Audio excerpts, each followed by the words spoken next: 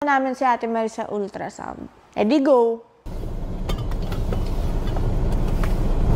Parang may nabulutong na yung mukha ko sa tinglawan. Napipil na kita! Ha? Yan mo. Matapang lalo lang mukha tinglawan. Parang lalaki. Oh. Lalaki o babae? Diba? Si Happy pala nagsabi na. Ano? I think, sabi ko, kamusta si Mama sa tingin mong baby?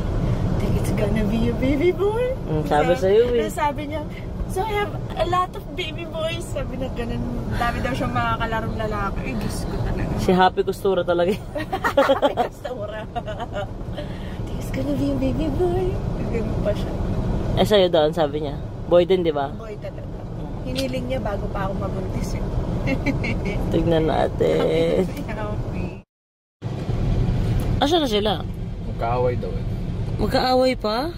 Ano ba yan? Sabi nung helpers, dito nga sila makaakyat, nahihiyak daw. Alam mo, sama mo na ako.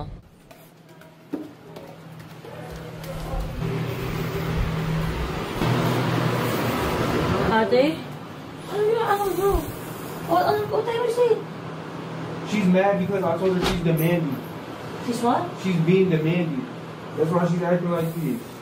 I just invite you to eat. And then I tell her I'm trying to tell her sorry for saying she's demanding and she doesn't want to solve the problem. I don't accept sorry like that, diba? I told you that already many times. And then I tell her I'm trying to give her a hug and then she doesn't want me to give her a hug. There's a difference between giving a hug and trying. Okay. Can we just set aside our feelings first because this is not about you two. This is about the baby's health, okay? Later na lang. Later, let's fight later, okay? Let's talk later. Can we do that, ate? This is the experience of being pregnant. Okay, later, let's settle later, okay? Come on na. We have to go to the baby bun. It's not for you or for you, okay? Let's go for the baby. Let's go for the baby. I know you're mad. I know you're hurting, all of you, okay? Let's go na. Oh. Baby first, okay? Come on, baby first.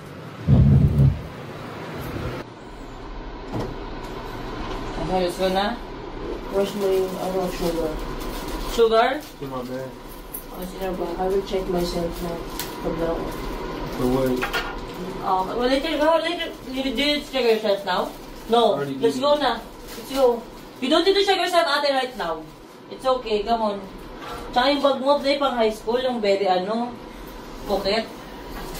Let's go na. Mamaya natin yung feelings na. Sorry I'm sorry guys, but this is not just about the two of you na. This is there's a baby. I believe it's on you. Diba? Ang gulo nila mag-partner, nag-aaway pa.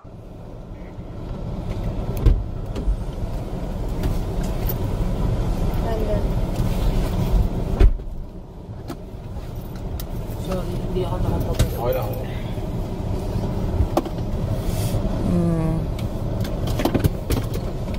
So they're still gonna wait, Papi? The doctors are they're still gonna wait. There's available. There's no one scheduled today.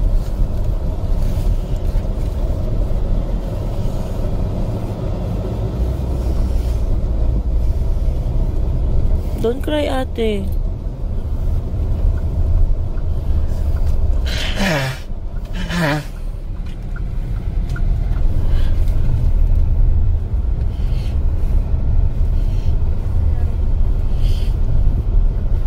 Do not cry na, ate. If you're sad, the baby will be sad.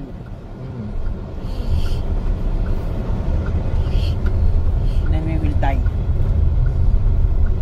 No, ate. Bata ang kinuha mo. Sinabi ko na yan sa'yo. It's normal. It's okay. Later, kakausapin namin si Vince. We're gonna talk to London later, okay? Also with you. Naku, pag lumabas ang baby, sulit na sulit lahat ng yan. Sabi pa naman ni Happy. Sabi pa naman ni Happy, baby boy daw. Happy said it's a baby boy. Mukhang. Nilalaman si ate. Kung baby boy, is kamukha nila. Ewan ko na lang talaga kasi kung di ka maging masaya araw-araw.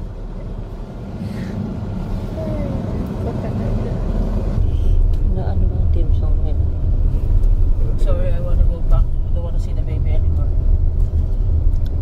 Ate. Wait lang. Ano? I said I wanna go back. Ate, hindi pwede. Sigilid mo muna dun sa may patag tayo.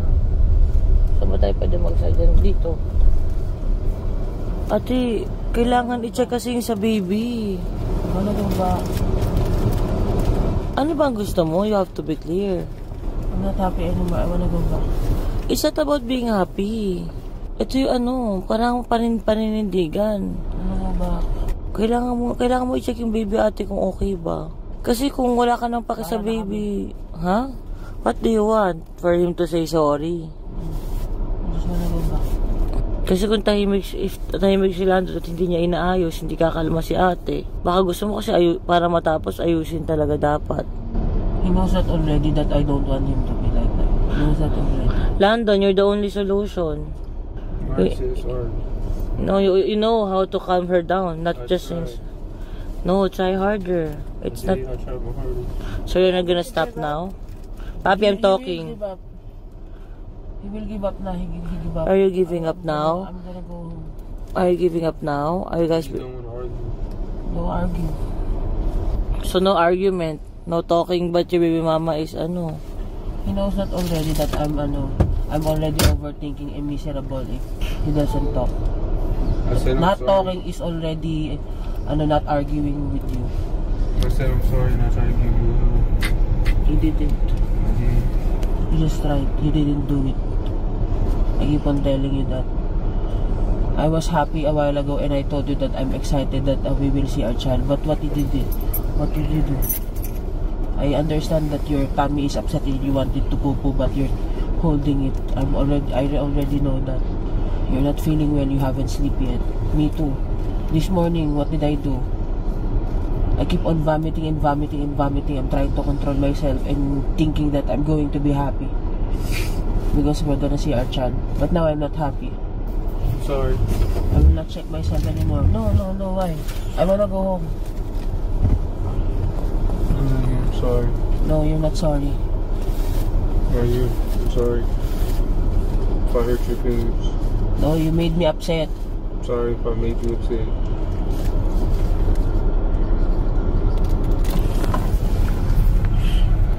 Keep on saying na keep on saying na you will give me a happy pregnancy. What pregnancy is this? You're dragging me with your emotions. Okay, I'm sorry. Or not. It's about what? I told him already that I cannot control my emotions. I cannot. And you keep on telling that I should control. I cannot. Well, I'm sorry if I made you upset. I know you can't control your emotions. If I'm crazy, I will just run there till I bleed. Ate, nakakatawa ka. Nagpapatawa ka na naman. Nagpapatawa ka. Ba't ka tatak? I'm sorry, Can we just... No, it's not. No, everything. Now, you're demanding me to change my feelings like that? No, that was asking. A while ago, you're telling me I'm demanding. I just said, baby, can you please not forget to bring a tissue in your, and then you said I'm demanding. That's not really demanding. I already told you that you misinterpreted me. I'm just inviting you to eat because there's food in the table. When you said that your tummy is... Baby mama, I said you could have the food. I know. That's why I understood baby mama, you. You can eat the food. Yeah, that's when you said that, My stomach hurts.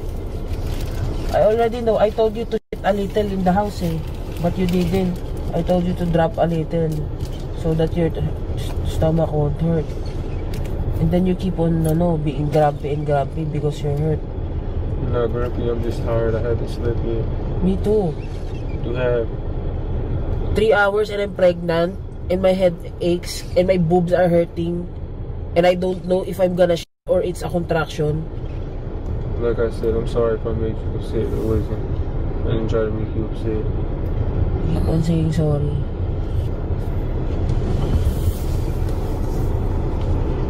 I love you. You just love me because you want to see the baby. No, I love you. These your feelings are important. My feelings are not important, di ba? Your shit important. Your tummy is the important one. It's not, because I didn't Because it swallowed your whole attitude a while ago because of your pain in your tummy. And what? The is important. Ate, I love you so much. Don't try to laugh with me, ha? I'm not joking around. Tatawa siya sa amin. So I'm sorry. And I love you. I hope we can do. That's your first, looking at the baby. That's my experience. Me, I'm not looking. That's what you want, di ba? Me grumpy and you're happy. I told you already, there's so many things that every day when I woke up, I'm mad. I'm mad of many things. I am mad with the molds. I am mad with the floor. I am mad with everything. I am mad with the dust. I am mad at the people who I'm looking, who looks dirty, who smells bad. I am mad at everything. I am mad at the people who abuse me, and I pray that they die. That's how I think now. I told you that already. And I keep on isolating myself so I wouldn't think that kind of mad, because I'm not myself. I don't know, I'm very mad. But what do I show you? I smile at you. Not all the time, yeah, but I smile at you. Hi baby daddy, I try my best. And you don't see that. I see myself in the mirror, yeah. I look like a man. I keep on telling you I'm insecure. I keep on telling you that I'm not happy with what I look right now. I'm trying to isolate myself with a lot of things, and I'm just focusing on editing our pictures, making our videos together, yeah, you being sweet to me being sweet to you. That's what I'm focusing. And then I told you, don't trigger me with anything because I cannot control. And you keep on teaching me, telling me to control your feelings, to control my feelings. We exchange body. We cannot, diba? Even if I'm the one who's tired or I'm not tired, there's a difference, yeah, baby daddy. Can't you understand?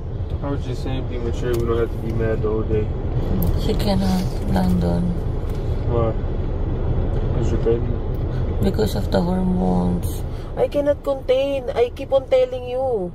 You're listening to other people. This is my pregnancy. And I'm trying my best not to be like Ate Tony when she's pregnant, not to be like Papi when she's pregnant, not to be like everyone else. I am containing and containing and containing. Fighting my nausea, fighting that I'm dizzy, fighting that I don't. Before I love Jollibee, now what? A while ago I feel like I'm eating a She's not herself. And then you're telling me to control myself, try to do this, try to do that. Can I tell the baby inside of me, try not to grow? Try not to have a gender, ah. Try not to have eyes. Can I say that? Everything that develops here, affects my mood. And I'm trying my best to talk to you like, if I'm being nice to you, like I'm controlling myself. Siguro Vince, usap muna kayo ni Landon sa labas kahit lang, 5 minutes. Usap muna kayo kahit 5 minutes lang. We talk muna outside. We're gonna talk to Ate Marie. Gets talaga ni Jowa yung ganyang pakiramdam. Yung tipong sasabog na yung emosyon niya. Alam mo yung hindi sa kayang suyuin at pakalmahin. Hindi ko alam kung ba't ang arte-arte ko. Parang pakiramdam ko yung kahit na nagsusorry na yung hindi pa rin mawala-wala yung inis. Pero mas gusto ko mag-look forward dun sa pupuntahan namin na makita kung may heartbeat na si baby.